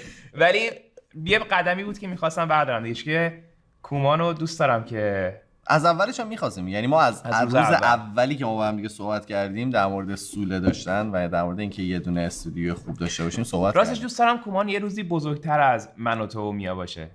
میدونی چی میگم؟ یعنی میخوام که اگر یه روزی ما نبودیم، خب یه اتفاقی افتاد من نبودم، خفه شو، خب هر چی نه، دوست دارم که بتونه ادامه داشته باشه. من همین دوست دارم تبدیل شه به یه چیز بزرگتر از خودمون. میفهمی منظورم؟ آره، مثل یه شبکه‌شه که مثلا آدمای دیگر رو کم کم بتونیم آدمای دیگه بچه‌ها بتونن به تیممون اضافه شن، هی بزرگتر شه که اگه رفت اومد در واقع تیممون راحت‌تر بود. ما توی ذهنمون هست که تمام تیممون رو بیاریم پیش خودمون، یعنی توی پروسش هستیم و داریم این کارو می‌کنیم و می‌خوایم این کارو بکنیم. اگر که این پروسه یک ذره آسان‌تر بود این کارو خیلی راحت‌تر به این موضوع میرسیدیم، به خاطری که کسایی که می‌خوایم باهاشون کار بکنیم به علاوه حساسیتایی که کوروش روی سلامتشون داره دوست داریم که در واقع پیش خودمون باشن، بیان پیشمون، در کنارمون باشن و مطمئنیم که این در واقع این پروداکشنی که داره انجام میشه اگر که در کنار هم دیگه باشه خیلی راحت. یکی از اصلی‌ترین کارهایی که الان داریم سعی می‌کنیم که فکر کنم از یکی دو ماه دیگه تازه تاثیرش رو شما ببینین، اینه که می‌خوایم تعداد ویدیوها رو بریم بالا، ولی با همین کوالیتی که سخته. بر همین می‌خوام که مثلا به جای هفته یه دونه 2 تا 3 تا بذاریم ویدیو. آره توی کانال‌های مختلف دیگه. فعلا با دوگنوا شروع کردیم، اولین کانالیه که بعد از کومان لانچ کردیم دیگه، چیز دیگه‌ای که ما لانچ نکردیم مثلا. اگر بتونیم یه کاری کنیم که هفته 2 تا بذاریم به جای هفته فقط جمعه‌ها، خیلی باحال میشه. چون به نظر من فقط جمعه کمه. من خیلی از کامنت‌ها رو میخونم که میگن هفته یه دونه کمه. آخه این واقعا گفتیم هم قبلا این ماکسیمومیه که میتونیم. آره این تهشه الان من ته. آره چون که یه خیلی از کارا این هاوس بین خودمون انجام میشه، چه از خرید وسایل، چه از پریپر کردن ویدیو، چه از کات کردن ویدیو، بعدش میره انیمیشن ها زده میشه، زیرنویس زده میشه. یعنی تمام کسایی که دارن اینجا کار میکنن فکر کنم توی 100% پرفورمنس خودشون هستن. آره. بعضی موقع بیشتر، یعنی واقعا بعضی موقع ویدیوها رو که ما میدیم مثلا 10 ساعت ما مثلا بچه‌ها میپرسن که مثلا پشت صحنه ویدیو چه خبره، مثلا همین شینیار مثال بزنم که ویدیو قبلیمون بود. بله. از مثلا یکی 2 ماه قبل هماهنگیشو کردم. اول که مثلا 2 ماه قبلش، یه ماه قبلش، 2 ماه قبلش آره یه دونه سروی گذاشتیم، یه دونه چیز می‌ذاریم، شینیار انتخاب کردیم، پاسخ اینا می‌ذاریم. اول که شینیار در میاریم، بعد مثلا پرسشنامه گذاشتیم، رأیات که جمع شد رأی‌ها رو همه درست کردیم، بردم اونجا که کاری شینیار درست می‌کنم، بعد مثلا هی با این صحبت کن با اون صحبت کن، پیدا کن، یه جا رو پیدا کردیم، بعد باهاشون هماهنگ کردیم، بهشون تاریخ دادیم، اون رو درست کردیم. یعنی همه چی مثلا مثلا هر یه ویدیو که می‌بینیم مثلا خیلی‌هاشون مثلا از یه ماه 3-4 ماه قبلش شاید داره برنامه‌ریزیاش میشه یه جورایی، یا مثلا اون برد همون بردش ساختن بردش بود، بعد می‌بودن اینجا اسمبلش می‌کردن، می‌ساختنش واسه اون دیزاین می‌کردن. بعد یا مثلا خیلی ویدیوهای دیگه هم که مثلا یه سری لوازم تیک تاک چیز می‌کنیم، بعضیشون مثلا یه ماه طول می‌کشه تا برسه، مثلا بعضیشون تو مثلا اون نمکی که بود از فیلیپین مثلا از یه کشور دیگه و میومد گیر کرده بود، یه ماه توی گمرک. آره مثلا مجبور میشی ویدیوها رو عوض بکنی به خاطری که نمیرسه وسایلش. بر همین اگر بخوام یک کار بکنم که هفته 2-3 تا بذاریم باید مثلا خیلی قبل‌تر یکی باید باشه کمکمون که مثلا آماده بکنه، مثلا بخره لوازم‌ها رو حواسش باشه، مثلا گمرکی‌ها رو بگیم مثلا چه خیلی از لوازم مثلا ایمان بعد میره مثلا تا آمریکا، تا مرز آمریکا که فقط اینا رو بیاره چون که تو کانادا نمیفرستنش و بعضی موقع نمیدونم چی ان. مثلا یه سری رسید به من میده، یعنی یه ترکینگ نامبر به من میده میگه بری اینو پیکاپش کنید، بعد سر مثلا از مرز که میخوای رد بشی میگه چی داری میاری دیگه، مثلا یه دونه از وسایل باز میکنم میگم همینه فقط، مثلا نمیدونه نیم کیلو نمک فقط پشت تراکه. حالا اینا چیزای پشت سر ویدیوست که بهمون میتونیم کامل در اون حرف بزنیم، ولی واسه کانستراکشن بعض پرمیتا و بعض این کف و دیوارا و مسائل و خود ساختنش خیلی زمان برد، خیلی سخت بود. بعد هر تیکر که میری به یه مشکلی میخوری، همه چی خیلی سخته، مثلا تمیز مثلا همین دور این آرکایی که اینجا این چیزایی که داریم، آره اینا 3 ماه هیچی، یعنی آرکا بود ولی دورش هنوز زده نشده بعد یه جای خاصی فقط میتونه ساوند درست کنه و نورا و دوربینا و بعد خود این لوازم گرفتن انقدر بچه اینجا کابل و لوازم و چیزای خیلی تخصصی هست که خود همین 2-3 ماه طول کشید این لوازم‌ها هم برسه به اینجا. یه چیزی هم که هست، یه فرقی که اینجا با ایران داره اینه که اینجا هزینه آدما خیلی زیاده. یعنی توی ایران هزینه کار انسان کمتره. مثلا اگه بخوای یکی هایر کنی بیاد مثلا چه میدونم کار نجاری براتو بکنه، شاید هزینه چوبش مثل هم دیگه باشه، ولی هزینه اون کسی که داره کار میکنه متاسفانه تو ایران کمتره. من خیلی راضیم که اینجا گرونه با اینکه سخت پولشو دادن. آره. خوشحالم چون که مثلا کسی که اینجا مثلا کار نجاری میکنه یا هر کار اینجوری میکنه قشنگ لایف استایل خوبشو داره. آره یعنی زندگی خوبی. خیلی خوشحالم از این. اینش یعنی هر وقت اصلا خوب میشه که چقدر گرونه میگم خب حداقل طرف زندگی داره. آره یعنی طرف مثل هر کس دیگه‌ای که یه استاندارد خوب زندگی و با اون هزینه‌ای که برای حالا صنفشون گذاشته شده میتونه این شهر که انقدر گرونه. آره حالا این شهر خیلی گرونه، ولی بعضی موقع مجبورت میکنه که خیلی کارا رو خودت انجام بدی. یعنی یه سری کارا رو مثلا ما آشغال بردن دیگه اینطوری بودیم که خب نمیخوایم پول بدیم، هی میومدیم مثلا خودمون پشت ماشین رو پر میکردیم میرفتیم میریختیم آشغالامون رو مثلا تفکیک میکردیم این ور اون ور، مثلا نمیدونم زدن پرده به دیوار، که نورا همون خوشگل کردن این بالا و تمیز کردن اینا. آره یا مثلا خیلی کارا رو مجبور میشدیم خودمون انجام بدیم به خاطر که واقعا هزینه‌شو نداشتیم دیگه. و یه چیز دیگه هم که هست برای آوردن آدمایی هم که میگیم که میخوایم به تیممون اضافه بشن، دوست داریم که اون کوالیتی زندگی که توی ذهن ما هست رو داشته باشن، اون هزینه‌ای که می‌خوایم رو بهشون بدیم، اون در واقع مثل بقیه آدمای دیگه‌ای که اینجا هستن، فقط به واسطه اینکه حالا ما رو میشناسن یا فن کومانن نمی‌خوایم پول کمتری بهشون بدیم. به خاطر همین زمان میبره که بتونیم اونا رو به تیممون اضافه بکنیم. اینطوری نمیتونیم به آدما بگیم ما کارتون بیاین بیرون بیاین پیش ما. خلاصه خیلی زیاد بود اینجا درنگ و فنگ ساختن اینجا. من موقعی که اون اپیزود بالانسینگر رفتیم روی میلهه فهمیدم که از پتانسیل اینجا میتونیم استفاده بکنیم. اونو کجا می‌خواستی انجام بدی؟ توی هیچ کدوم از ویدیوهامون نمیشه. این سایز اینجا خیلی به دردم می‌خوره. خیلی ایده ها دارم من. خیلی ایده ها دارم واسه اینجا. هنوز مونده، تازه هنوز استارت نشده. ولی آره این تازه شروع ماجراست به قول خارجی‌ها، تازه اپیزود اولمونه. در مورد چیزایی که فکر می‌کردیم جذابه صحبت کردیم، در مورد زندگی خودمون صحبت کردیم. از اپیزودهای بعدی یه سری سگمنت‌های پابرجا داریم، مثل همین سگمنت دوگ نباشی که قراره وایسا رو گوش بدیم یا در مورد ویدیو صحبت بکنیم. من میگم که این اپیزود رو ببندیم قبل از اینکه طولانی‌تر بشه. من خیلی حرفا دارم ولی باشه. اینو وقتی میگی خب میگن که نه ایمان نذاش کوروش حرفاشو بزنه.